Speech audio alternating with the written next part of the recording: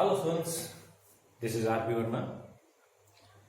देखिए स्टूडेंट्स, आज हम बात करेंगे various conditions of Hindu marriage. अपनी पिछली क्लास के अंदर हमने पढ़ा हु इज हिंदू, हिंदू कौन है। अगर आपने हिंदू कौन है ये क्लास अगर आपने वॉच नहीं की है तो प्लीज आई सजेस्ट यू कि आप उस क्लास को जरूर देखिएगा, क्योंकि यहाँ पे जब हम कंडीशंस पढ़ेंगे तो पहली मेन कंडीशन ही यही होगी, the both parties must be Hindu. Then you must know who is Hindu. Today we are going to discuss the various conditions of Hindu marriage.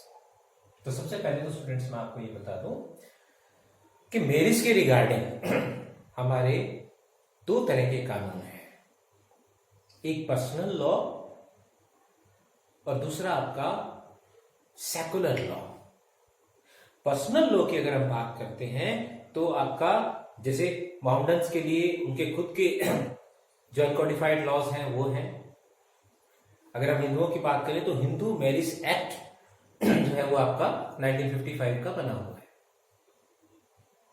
इसी तरह से अगर हम सेकुलर कंसेप्ट में आ जाएं कि भाई यहाँ पे दो डिफरेंट रिलीजन के लोग हैं तो फिर क्या होगा, तो फिर स्पेशल मैरिज एक्ट 1954 आपका बना हुआ। तो अगर हम हिंदूज के रिगार्डिंग देखें तो दोनों पार्टी अगर हिंदूज हैं तो इसका मतलब आपका हिंदू मैरिज एक्ट 1955 अप्लाई होगा। और अगर एक one of them is non Hindu, एक हिंदू है दूसरा हिंदू नहीं है, तो फिर आपका स्पेशल मैरिज एक्ट 1954 अप्लाई होगा। सरकार ने सारी व्यवस्थाएं की हुई है, टेंशन की कोई जरूरत नहीं है कि भाई हमारी शादी होगी कि नहीं होगी, बिल्कुल होगी। अगर किसी हिंदू लड़के से करना चाहते हो तो हिंदू मैरिज एक्ट है हमारे पास, अगर आप भी हिंदू है। और अगर मान लीजिए आप हिंदू है, नॉन हिंदू से करना चाहते हैं तो स्पेशल मैरिज एक्ट है, टेंशन वाली कोई बात है नहीं।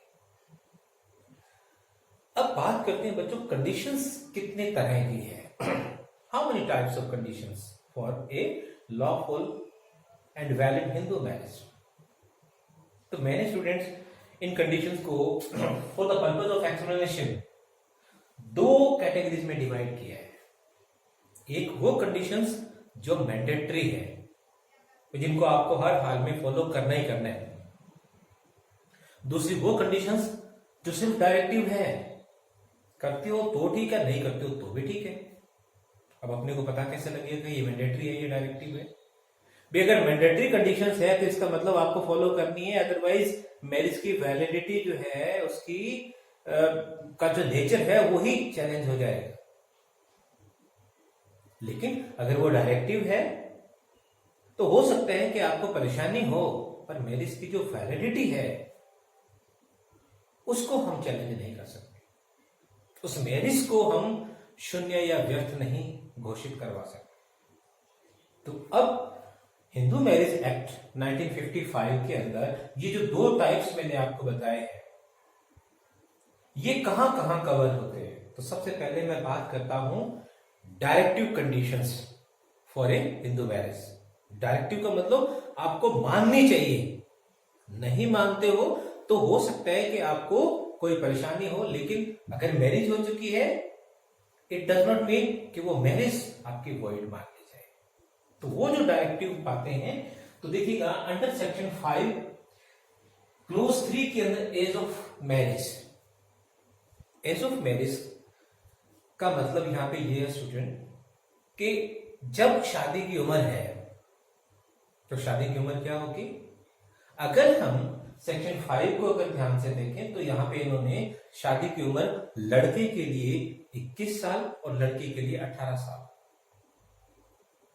एक एक्ट आपका और भी बना हुआ है, चाइल्ड मैरिज रेस्ट्रेंट एक्ट 1929 का।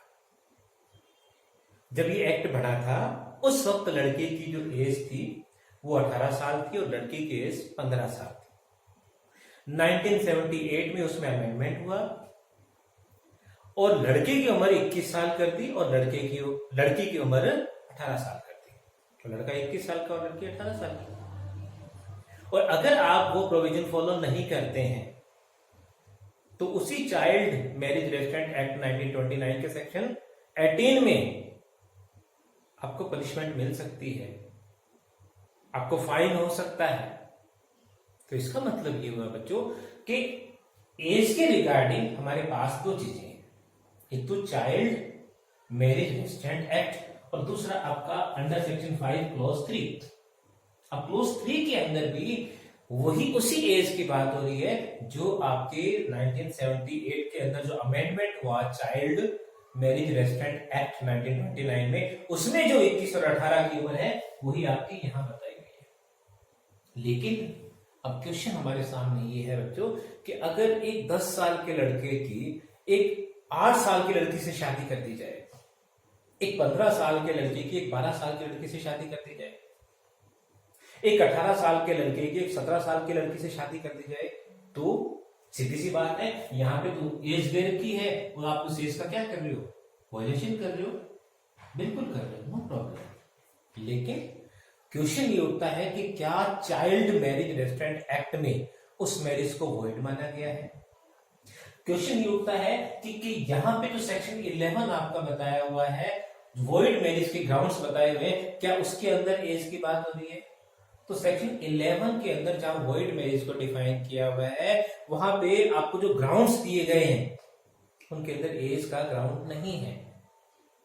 इवन जो सेक्शन 12 आपका है जिसमें वॉइडेबल मैरिज की बात है उसमें भी एज का ग्राउंड नहीं है। तो आपका हिंदू मैरिज एक्ट भी यहां पे चुप है और जो आपका चाइल्ड मैरिज रेस्ट्रेंट एक्ट 1929 है वो भी इस फैक्ट पे आके चुप हो जाता है कि अगर मैरिज हो जाए कम उम्र में तो उसको हम क्या माने, वॉइड माने या वैलिड माने। अब अगर उन्होंने वॉइड कहा होता तो वॉइड होती, लेकिन अगर उन्होंने कुछ नहीं कहा तो हम क्या माने, वैलिड मानेंगे। तो ये बात ध्यान रखिएगा बच्चों, अगर एज कम है और कम एज में शादी हो जाती है तो उसकी जो वैलिडिटी है मैरिज की उस पर कोई इफेक्ट नहीं पड़ेगा। हाँ, चाइल्ड मैरिज रेस्ट्रेंट एक्ट में जो पनिशमेंट है वो एक अलग मैटर है, लेकिन जो मैरिज हुई है उसे आप वॉइड डिक्लेयर नहीं करवा सकते सिर्फ इस बेस पे कि साहब उम्र कम थी। तो ये एक मैं सिर्फ आपको जो लैंग्वेज है जो एक्ट का प्रोविजन है उसके हिसाब से आपको बता रहा हूं। तो इसका मतलब अगर आपने एज के प्रोविजन को नहीं माना तो भी कोई बहुत बड़ी प्रॉब्लम नहीं है। तो बताओ ये मैंडेटरी है कि डायरेक्टिव है, ये आपका डायरेक्टिव प्रिंसिपल हो गया। ठीक है, डायरेक्टिव पॉइंट हो गया। फिर उसके बाद में सेक्शन 7 के अंदर ये कहा गया है कि when two Hindus are going to marry, they should have a ceremony। भाई हमारे 16 संस्कार बताए गए हैं, एक हिंदू के जीवन में 16 संस्कार बताए गए हैं, 16 sacraments and marriage is one of them। तो ये माना जाता है कि मैरिज के टाइम एक संस्कार होना चाहिए। भाई जैसे फिल्मों में दिखाते हैं ना, भाई वो सनी देओल कह रहा है तू बन गई, है ना, भाई मेरी वाइफ बन गई। तो अब क्वेश्चन ये उठता है कि क्या खाली मंदिर में ले जाके किसी के मांग भरने से वो शादी हो गई क्या। अगर हम सेक्शन 7 की लैंग्वेज थोड़ा ध्यान से देखें तो सेक्शन 7 जो है वो ये कह रहा है कि eight the time of marriage आपको एक सेरेमनी जरूर करनी है। ये बड़ा सोशल पर्पस है बच्चों इसका, ठीक है, इससे एक सोशल प्रेशर क्रिएट होता है। अब बहुत सारी सेरेमनी हो सकती हैं, जैसे मान लो कि लड़का अगर नॉर्थ का है और लड़की साउथ की है तो वहां की सेरेमनीज अलग होंगी, यहाँ के रीति रिवाज अलग होंगे। सेक्शन 7 एक एग्जाम्पल दे रहा है सप्तपदी का। भाई जो आपका विवाह हो में मतलब जो हवन कुंड बढ़ा रखा है हमने, है ना, तो उस हवन से आपके 7 कदम जो है वो लड़का लड़की चलते हैं, सप्तपदी। कहीं पे फेराज होते हैं, 7 फेरे होते हैं, तो ये सप्तपदी में दोनों काउंट आपके हो जाते हैं। अब क्वेश्चन ये उठता है, बच्चे यहाँ थोड़े से कंफ्यूज हो जाते हैं कि सर मान लो किसी क्वेश्चन के अंदर सप्तपदी के अलावा कोई दूसरी कोई सेरेमनी दी हुई है, तो बच्चे कह देते हैं कि सर उसमें सप्तपदी की तो बात ही नहीं हुई, तो सेक्शन 7 का वायलेशन हो गया। नहीं बच्चों, सप्तपदी सिर्फ एक आपको एक एग्जांपल दिया हुआ है कि आप सप्तपदी जैसा कोई भी सेरेमनी जो चाहे वो लड़के की तरफ से हो चाहे लड़की की तरफ से हो, आपको उसे फॉलो करना है। अब यहां पर क्वेश्चन ये आता है, भी मान लो कि लड़का लड़की जो है उन्होंने शादी भी कर ली लेकिन इस तरह की कोई सेरेमनी उन्होंने नहीं की, तो इस मैरिज का क्या होगा। अब यहाँ पे डिफरेंट ओपिनियंस है। कुछ हाई कोर्ट्स ऐसे हैं जो ये मानते हैं there is no ceremony there is no marriage, तो सीधी सी बात है। लेकिन हम तो किसकी माने, हम तो सुप्रीम कोर्ट ऑफ इंडिया की मानेंगे। तो सुप्रीम कोर्ट ऑफ इंडिया का एक केस मैंने नोट किया हुआ है बच्चों, सुरजीत कौर वर्सेस गर्जार सिंह, ये 1994 सुप्रीम कोर्ट का केस है। 1994 का सुप्रीम कोर्ट का मामला है। इस मामले में जो बात हमारे सामने आई वो ये थी कि एक्स और वाइफ जो है एज ए हस्बैंड वाइफ काफी लंबे टाइम से रह रहे हैं। अब उनकी मैरिज की वैलिडिटी का क्वेश्चन अराइज हुआ। ना तो वो सपिंडा रिलेशनशिप में है, ना वो प्रोहिबिटेड डिग्री में है, ना उन्होंने किसी और कंडीशन का वायलेशन किया, लेकिन ये साबित नहीं हो पा रहा कि भाई उन्होंने कोई सेरेमनी ऑर्गेनाइज की थी। ये साबित नहीं हो पाया। कोर्ट कहते कोई प्रॉब्लम नहीं है, there is a principle of factum valid.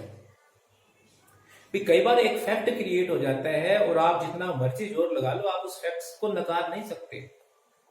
जब ये हस्बैंड वाइफ की तरह रह रहे हैं और लोग इनको हस्बैंड वाइफ मानते हैं, तो फिर ये क्वेश्चन अराइज ही नहीं होता कि सेरेमनी हुई कि नहीं हुई। तो इसका मतलब क्या हुआ बच्चों, ये भी आपकी एक डायरेक्टिव कंडीशन है, यानी कि होती है तो अच्छी बात है, नहीं होती है तो इस बेस पे आप मैरिज को वॉइड नहीं डिक्लेयर करवा सकते।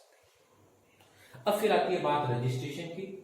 सेक्शन 8 जो है ये भी कंपलसरी नहीं है।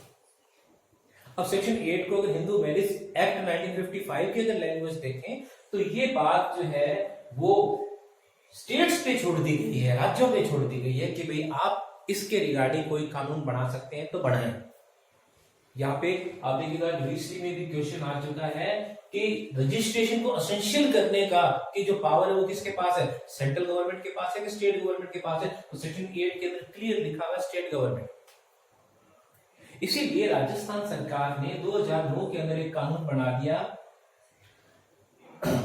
Rajasthan compulsory registration marriage act 2009।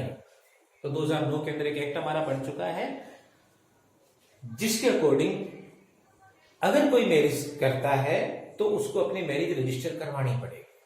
लेकिन बच्चों यहां पर भी एक क्वेश्चन अराइज होता है, भाई विराज ने मैरिज करवा ली पर रजिस्टर नहीं करवाई, आप बताओ मैरिज वैलिड है कि वॉइड है? भाई यहां क्योंकि ये जो पॉइंट है आपका, ये ना तो आपका सेक्शन 11 में कवर होता है जहां पे वॉइड मैरिज बताई हुई है, और ना आपका सेक्शन 12 में कवर होता है जहां पे वॉइडेबल मैरिज बताई हुई है। तो अपन तो वॉइड उसी को मानेंगे जो सेक्शन 11 में है।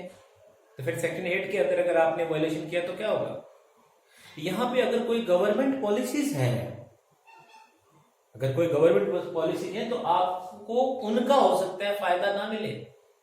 जैसे मान लीजिए कि मेरे को अब्रॉड जाना है, मेरे को कोई जॉब मिल रही है, मुझे कोई फॉर्म फिल करना है, लेकिन मेरी मैरिज रजिस्टर नहीं है, तो वो कह देंगे भैया पहले मैरिज रजिस्टर करवाओ। तो ये भी बच्चों एक डायरेक्टिव कंडीशन है, मैंडेटरी नहीं है। अब देखिए स्टूडेंट्स, हम बात करते हैं कंपल्सरी या मैंडेटरी कंडीशंस की। डायरेक्टिव कंडीशंस आप लोगों ने देखी थी। मैंडेटरी कंडीशंस का मतलब वो कंडीशंस जो आपको हर हाल में फॉलो करनी है। ये मैंडेटरी कंडीशंस आपके सेक्शन 5 के अंदर है। सेक्शन 5 जो है वो क्या क्या चीजें कवर कर रहा है?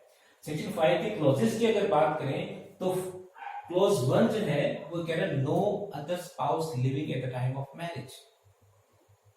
मतलब at the time of marriage जो लड़का लड़की हैं उनका पहले से कोई लिविंग स्पाउस ना हो। भाई एच जो है वो एक डब्ल्यू से शादी कर रहा है, एच फॉर पर्सन मतलब मेल और डब्ल्यू फॉर फीमेल। एच जो है वो डब्ल्यू से शादी कर रहा है, लेकिन जिस दिन वो डब्ल्यू से शादी कर रहा है उस दिन ऑलरेडी उसकी कोई वाइफ है, तो उसको अपन W1 मान लेते हैं और ये W2 मान लेते हैं। तो W2 से वो शादी कर रहा है लेकिन ऑलरेडी W1 है और वो जिंदा है और उसका उससे डाइवोर्स भी नहीं हुआ। तो ऐसी सिचुएशन के अंदर W1 के रहते हुए अगर वो H दूसरी शादी कर रहा है तो इसने इसका मतलब सेक्शन 5 क्लॉज 1 का वायलेशन कर दिया। ये सेम सिचुएशन जो है वो आपकी वाइफ के लिए है कि अगर W जो है वो H1 के रहते हुए H2 से शादी कर रही है तो उसने भी इस सेक्शन का वायलेशन कर दिया। लेकिन यहां पे अपने को बच्चों 3 बातों का ध्यान रखना है। H अगर W2 से शादी कर रहा है पर W1 जो है वो मर चुकी है तो W2 से इसकी शादी में कोई प्रॉब्लम नहीं है। H अगर W2 से शादी कर रहा है लेकिन W1 से उसका डाइवोर्स हो चुका है, डाइवोर्स की सारी प्रोसेस कंप्लीट हो चुकी है, तो भी वो W2 से शादी कर सकता है, कोई प्रॉब्लम नहीं है। और तीसरी, H जो है वो है ही अनमैरिड, तो फिर कोई क्वेश्चन ही अराइज नहीं होता। ये सेम बातें जो है वो आपके W के लिए है। अगर W H2 से शादी कर रही है और H1 ऑलरेडी है तो H2 से उसकी शादी वॉइड हो जाएगी।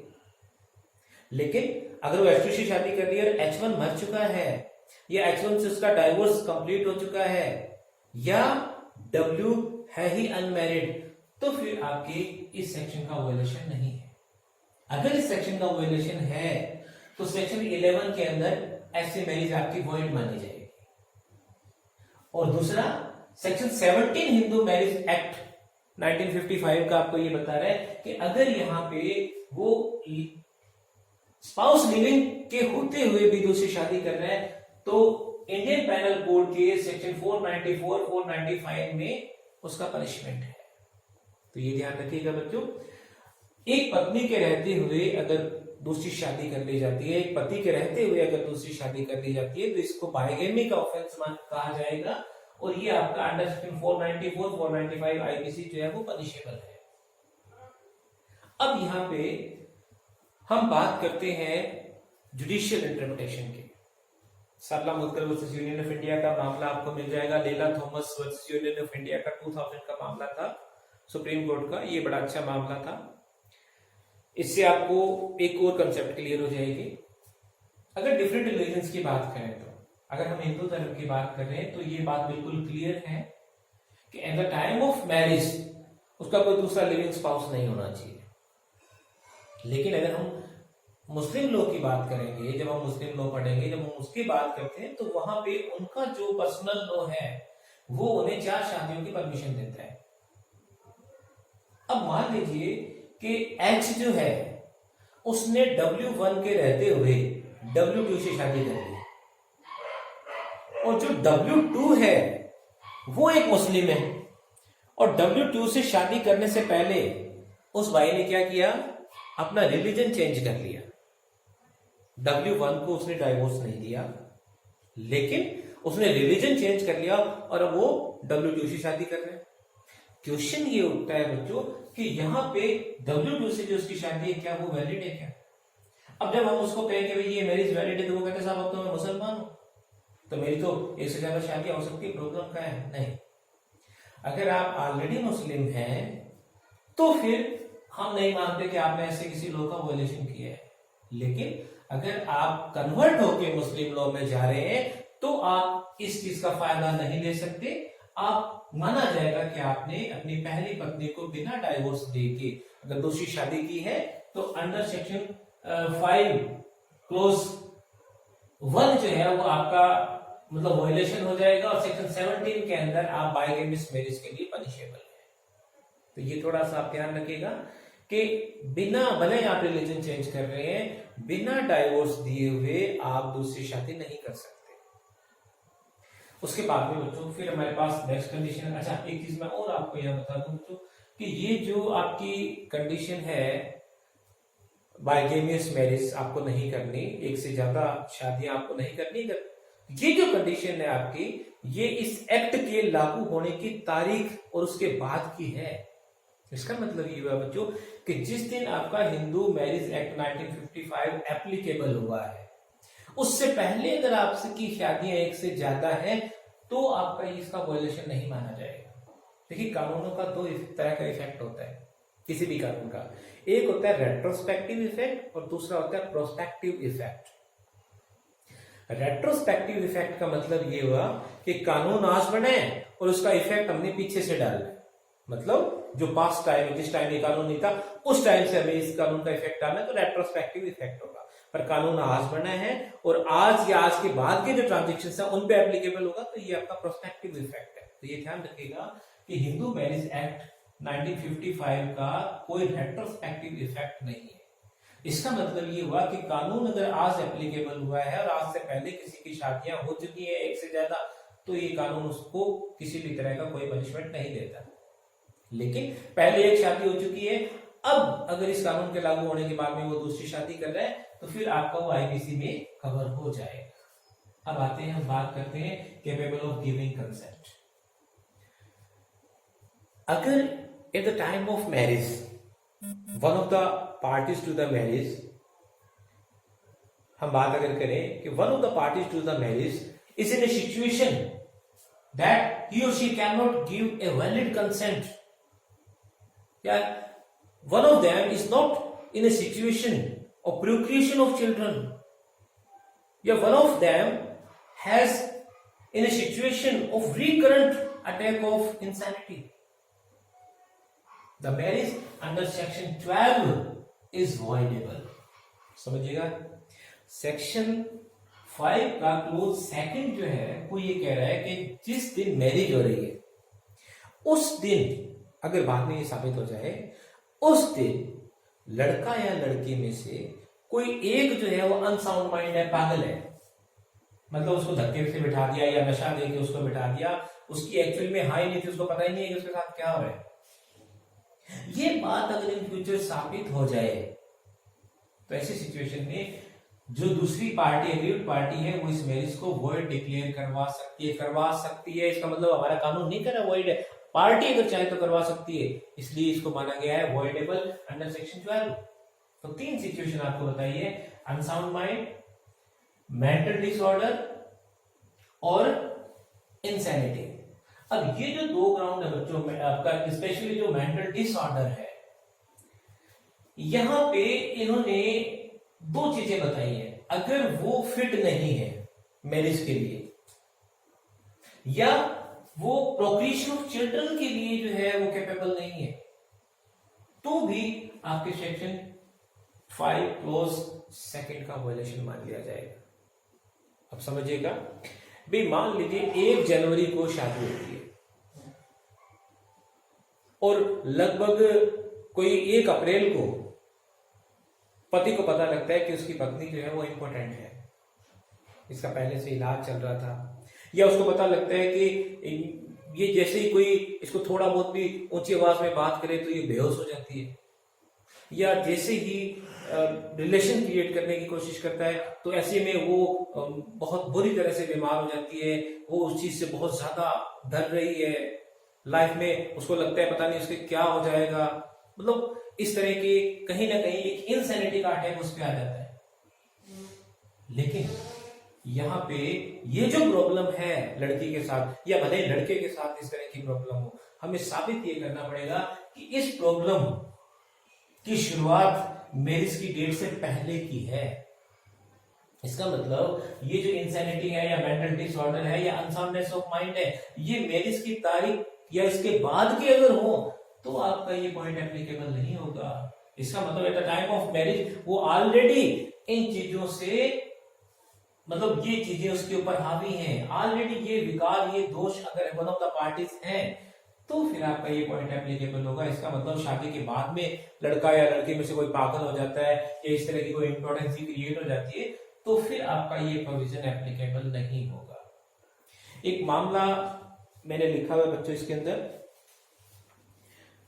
लक्ष्मी नारायण वर्सेस शांति, ये बड़ा अच्छा इंटरेस्टिंग मामला है। इसके अंदर जो है वो लड़का जो है वो ये कहता है भाई हमें मेरे साथ धोखा हुआ है, भाई लड़की को किसी तरह की कोई प्रॉब्लम थी और वो इसके पेरेंट्स ने मुझे बताई नहीं, लेकिन फैक्ट ये सामने आया कि शादी से पहले ही लड़का लड़की जो है वो बहुत बार मिल चुके हैं। तो कोर्ट ये कहता है कि भाई आप पहले मिल चुके हो, तो इसका मतलब ये है कि आपके पास अपॉर्चुनिटी थी सच्चाई जानने की। तो ऐसी सिचुएशन में आपको इस क्लोज का फायदा नहीं मिलेगा, तो अंडर सेक्शन 12 वो मैरिज वॉइड डिक्लेयर नहीं करवा सके। अब फिर उसके बाद में आते हैं बच्चों तीसरी बात मैंने आपको मैरिज की एज की मैंने बताई थी। फिर हमारे पास है फोर्थ और फिफ्थ, प्रोहिबिटेड डिग्री और सपेटा रिलेशनशिप। अगर मैं ये कहूं कि इस क्वेश्चन की जो मेन थीम है, इस क्वेश्चन की जो सबसे बड़ा जो इंपॉर्टेंट पार्ट है वो है आपका प्रोहिबिटेड डिग्री और सपेटा रिलेशनशिप। तो आप ये समझ लीजिएगा कि यहीं पे ही आपको अपना माइंड अप्लाई करना है और यहीं पे ही आपको सबसे ज्यादा क्वेश्चंस, चाहे आप जुडिशरी का एग्जाम दे रहे हो, आपको सबसे ज्यादा क्वेश्चन मिलेंगे। देखिएगा, सबसे पहले मैं आपको बताता हूं सपेटा रिलेशनशिप क्या है। हिंदुइज्म में दो अलग अलग स्कूल्स हैं, एक दाया भाग और एक मिताक्षरा। दाया भाग की एक लिमिटेड एरिया से उसका रिलेशन है, उसके अलावा इंडिया में कहीं भी चले जाओ या इंडिया से बाहर अगर कोई हिंदू है तो सभी मिताक्षरा से रेगुलेट होते हैं। दाया भाग ये मानता है कि दो लोग सपिंड हैं अगर उनमें से किसी एक को दूसरे का या उसके परिवार में किसी का पिंड दान करने का राइट है। मिताक्षरा जो है वो ये मानते हैं कि दो लोग सपिंड तब होते हैं जब उनमें कोई ब्लड रिलेशन हो। तो आप देखिएगा, सपेटा को अगर हम डिफाइन करें तो हम बात तो सेक्शन 5 की कर रहे हैं, लेकिन सपेटा को डिफाइन किया गया है हिंदू मैरिज एक्ट के section 3 clause F sub clause second में। अभी सपेटा है क्या, समझ लीजिएगा अच्छे से। ये H है और ये W है, यानी कि they are going to be husband and wife. Marriage अगर हो जाती है तो हस्बैंड और वाइफ बनेंगे, लेकिन क्या ये हस्बैंड और वाइफ बनेंगे? तो शर्त ये कि भैया बनेंगे, कोई प्रॉब्लम नहीं है, लेकिन वो सपेंड नहीं होना चाहिए। अब देखो मतलब क्या हुआ, अगर हम इस लड़की को काउंट करते हुए, याद रखिएगा, including the party to the marriage, इस लड़की को काउंट करते हुए अगर इसके फादर की तरफ से 5 वीडियो तक चले जाएं, 5 वीडियो का मतलब आप ये समझ लीजिएगा, ये फादर, ये फादर्स फादर, ये फादर्स फादर्स फादर और ये father's father's father's father, 1 2 3 4 and 5। ये 5 पीढ़ियां इस लड़की को इंक्लूड करते हुए अगर ये लड़का इनमें से किसी से भी ब्लड रिलेशन से जुड़ा हुआ है तो ये लड़का इस लड़की का सपिंड माना जाएगा। अब आप कहोगे सर यहां तक तो बात समझ में आती है, चलो यहां तक भी बात नहीं समझ में आती है, चलो यहां तक भी बात समझ में आती है, यहां तक कैसे सपिंड हो जाएगा भाई, कैसे पता लगेगा? देखो मान लो कि ये जो लड़की है ये इसके फादर है, ये इसके दादाजी है, ये फिर इसके ऊपर और परदादाजी है। अपने इनका एग्जाम्पल ले लेते हैं। ये अंकल जो है वो कभी किसी टाइम में बॉम्बे गए थे हीरो बनने, ठीक है, या इनका कोई बिजनेस था बॉम्बे में, वहां पे इन्होंने एक शादी कर ली, वहां पे इन्होंने एक शादी कर ली और वहां पे एक फैमिली क्रिएट हो गई, लेकिन उसके बाद में वो भाग के वापस इधर आ गए और घर वालों ने यहां और शादी कर दी। यहां जो शादी हुई उससे आपका जो है ये ये आपकी आगे पीढ़ी आ गई और ये लड़की आज हमारे सामने है। और वहां की जो फैमिली है, वहां की जो फैमिली है, उस फैमिली की जो आगे जनरेशन थी उसके अंदर ये आपका एच है। अब ये लड़की जो है वो बॉम्बे गई, इस लड़के से मिली और अब ये शादी करना चाहते हैं, लेकिन जब बात सामने आई तो पता लगा कि ये लड़का जो है वो इसी के ही पूर्वजों से जुड़ा हुआ है। तो अगर यहाँ 5 पीढ़ी तक बात करें तो ये लड़का अगर किसी से भी ब्लड रिलेशन से जुड़ा हुआ है then it is called sapinda of this girl.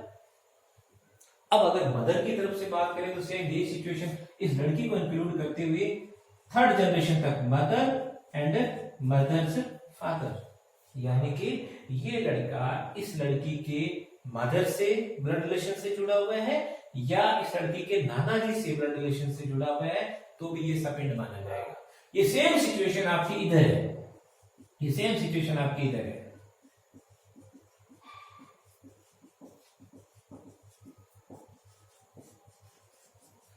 अगर ये लड़की इसके फादर की तरफ से 5th जनरेशन से किसी से भी और मदर की तरफ से थर्ड जनरेशन तक किसी से भी अगर ब्लड रिलेशन से जुड़ी हुई है तो इसका मतलब ये क्या है, सपिंड है। अब यहाँ पे बच्चों जो मैं बारी बारी ब्लड रिलेशन की बात कर रहा हूं तो आप देखिएगा ब्लड रिलेशन जो है हमारा, इसको भी हम 3 पार्ट में डिवाइड करते हैं। देखिएगा ब्लड रिलेशन को भी हम 3 पार्ट में डिवाइड करते हैं। एक होता है फुल ब्लड रिलेशन, जैसे ये एक्स है और ये वाई है। एक्स और वाई ने शादी की, उनसे एक बच्चा हुआ ए, ये लड़का है, और दूसरी हुई लड़की बी। अब देखो इन दोनों बच्चों के पेरेंट्स सेम है, फादर भी वही है मदर भी वही है, then they are called full blood relationship. अब आती है बात कि मान लीजिए कि ये इस वाई की डेथ हो गई और ये एक्स जो है किसी जेड से शादी कर देता है, और इस शादी से भी मान लीजिए एक लड़का जो है वो होता है सी। अब क्वेश्चन ये उठता है कि ये लड़की है और ये लड़का है, क्या ये दोनों आपस में शादी कर सकते हैं? तो इस लड़की का जो फादर है और इस लड़के का जो फादर है वो दोनों सेम हो गए कि नहीं हो गए? मदर दोनों की अलग अलग होगी, इसको हम बोलते हैं हाफ ब्लड रिलेशनशिप, अर्ध रक्त नातेदारी। ये आपकी पूर्ण रक्त नातेदारी थी। अब दूसरा एग्जांपल इसी के अंदर लेते हैं। मान लीजिए ये एक्स मर गया, मान लीजिए ये एक्स मर गया और वाई जो है वो किसी जेड से शादी कर देती है, और इनसे जो है वो एक लड़का हो जाता है सी। अब देखो ये सी क्या इस लड़की से शादी कर सकता है? तो देखो इस बी और इस सी की मदर तो सेम है ना, लेकिन फादर आपके डिफरेंट है। इसको बोलते हैं अल्ट्राइन, ठीक है, अट्राइन ब्लड रिलेशनशिप। तो ये आपका अट्राइन, जो सहोदर रक्त नातेदारी ऐसा कुछ इसका हिंदी में शब्द है, तो ये आपका अट्राइन ब्लड रिलेशनशिप है। तो ये जो भी सबेंडा मैंने आपको बताया है, तो चाहे फुल ब्लड रिलेशनशिप हो, चाहे हाफ ब्लड रिलेशनशिप हो, चाहे आपकी अट्राइन ब्लड रिलेशनशिप हो, तीनों ही पॉइंट आपके सबेंडा रिलेशनशिप में कवर हो जाएंगे। अब बात करते हैं बच्चों प्रोहिबिटेड डिग्री की। तो प्रोहिबिटेड डिग्री का मतलब क्या हुआ? एक बार तो बिना हम पढ़े कुछ बातों को समझने की कोशिश करते हैं। पहली चीज तो ये बच्चों कि प्रोहिबिटेड डिग्री की कंसेप्ट बहुत वाइड है। कभी कभी यूं लगता है कि हमें सबेंडा को बताने की जरूरत ही नहीं थी, सब कुछ तो प्रोहिबिटेड में कवर हो रहा है। लेकिन इन दोनों को अलग अलग बताना हमारे कानून ने जरूरी समझा। तो ये आपके कंपल्सरी कंडीशंस में है। अब प्रोहिबिटेड डिग्री के अंदर कोई आदमी जो है वो एक ऐसी औरत से शादी करना चाहता है जो उसकी लाइनियल असेंडेंट है। क्या आपने सोचा है कि क्या कोई अपनी बुआ से शादी कर सकता है? हिंदुओं की बात हो रही है। क्या कोई अपनी दादी से शादी कर सकता है? क्या कोई अपनी मदर से शादी कर सकता है? मतलब आपके लाइनियल असेंडेंट है भाई, कोई आपकी मदर है, दादी है, उससे भी ऊपर, उससे भी ऊपर, उससे भी ऊपर, कितने भी लास्ट जनरेशन तक चले जाएं आप, क्या आप शादी कर सकते हो? क्या बहन भाई के जो बच्चे हैं वो आपस में शादी कर सकते हैं? क्या एक चाचा अपनी भतीजी से, क्या कोई बाप अपने बेटे की बेटी से शादी कर सकते हैं? इस तरह की बहुत सारी बातें जो हैं वो आपकी प्रोहिबिटेड डिग्री में कवर हो जाती है। अब देखिएगा यहां पे थोड़ा सा आपको वेयर एक्ट की लैंग्वेज के हिसाब से मुझे बताना पड़ेगा। तो जो आपका प्रोहिबिटेड डिग्री है वो आपका सेक्शन 3 और क्लोज जी में बताया हुआ है। इन्होंने कहा है, देखिए इसके अंदर जो पॉइंट्स आपके दिए हुए हैं, पहला पॉइंट है if one is linear ascendant of the other. पहला पॉइंट है आपका if one is linear ascendant of the other. तो इसका मतलब आप समझिए बच्चों, लाइनियर असेंडेंट, हमारे जो रिलेशन है वो दो तरह के होते हैं, एक पूर्वज और एक अग्रज है ना। एक तो लाइनियर डिसेंडेंट और एक लाइनियर असेंडेंट। तो ये एक्स है। अगर हम ऊपर चले जैसे F1, F2, F3, इस तरह से हम ऊपर चलते हैं, ठीक है। मदर, इस तरह से हम ऊपर चल रहे हैं। तो जो भी इसके लाइनियर असेंडेंट्स हैं, पहली शर्त ये है कि अगर ये लड़की है तो ये जितने भी है, बाप है, दादा है, ताऊ है, चाचा है, सब इसके क्या माने जाएंगे? लाइनियर असेंडेंट माने जाएंगे। तो इनमें से किसी से भी वो शादी नहीं कर सकती। दूसरा देखिएगा, फिर इसके अंदर इन्होंने लिखा है if one was the wife और husband of a linear ascendant. अब यहां पर ये भी थोड़ा सा ध्यान रखिएगा बच्चों कि जो आपका क्लोज फर्स्ट है जी का, उसके अंदर इस वर्ड इन्होंने लिखा है। तो इसका मतलब ये हुआ कि कोई आज से 50 साल पहले मेरी दादी थी तो आज भी तो वो मेरी दादी ही है ना, तो यहां पे वाज लिखने की जरूरत नहीं थी, इसलिए इन्होंने लिखा है। जो आपका सेकंड पॉइंट है बच्चों, उसके अंदर उन्होंने इज की बजाय क्या लिखा है? वाज लिखा है। अब समझिएगा इसको, ये क्या कह रहा है? If one was the wife और husband of a linear ascendant, मतलब ये एक्स जो है ना, ये इसका फादर है, ये फादर्स फादर है, यूं और ऊपर चले जाए। अब ये लड़का है, इसके फादर ने कोई शादी की छोटी उम्र की लड़की से, भाई को गया आज ही। अब वो जो इसकी वाइफ है, मान लीजिए उसको अपन मान लेते हैं W1 वर्गी होगी W2 जो है, ये एक्स इससे शादी करना चाहता है। सौतेली माँ होगी कि नहीं होगी? तो अब देखिएगा आप कि ये जब भाई अपने को क्लियर है कि ये जो इसके फादर है, ये इसके फादर की वाइफ है, ठीक है, मतलब इसकी एक्स की मदर नहीं कह सकते, फादर्स वाइफ है W2। तो ऐसी सिचुएशन के अंदर फादर ने इसको मान लो डाइवोर्स दे दिया या इसकी डेथ हो गई, कोई भी सिचुएशन हो सकती है। क्वेश्चन ये उठते कि क्या ये इससे शादी कर सकता है? तो जो प्रोबेबिलिटी डिग्री के अंदर ये जो सेकंड पॉइंट के अंदर जो आपका वाज दिया हुआ है, इसका मतलब क्या है भाई? चलो मान लो कि अब इसको अगर इसने डाइवोर्स दे दिया या एफ की डेथ होगी, अब मान लेते हैं थोड़ी देर के लिए भी इसकी सौतेली मां नहीं है, पर भाई पहले तो थी ना। तो इसका मतलब ये हुआ कि आज भी ये इससे शादी नहीं कर सकता। तो बच्चों ये थोड़ा सा ध्यान रखिएगा कि कहीं इस लिखा हुआ है, कहीं वाज लिखा हुआ है। अब हम बात करते हैं इसके थर्ड पॉइंट की। तो 3G के अंदर जो आपका थर्ड पॉइंट है स्टूडेंट्स, इसमें भी आप थोड़ा सा ध्यान से देखिएगा, यहां पे भी क्या लिखा हुआ है? वो से लिखा हुआ है। अब देखिए, बेयर एक्ट अपने सामने रखिएगा जब आप प्रोबेबिलिटी डिग्री पढ़ें। तो अब देखिएगा थर्ड क्लोज के अंदर इन्होंने क्या लिखा हुआ है? If one was the wife of the brother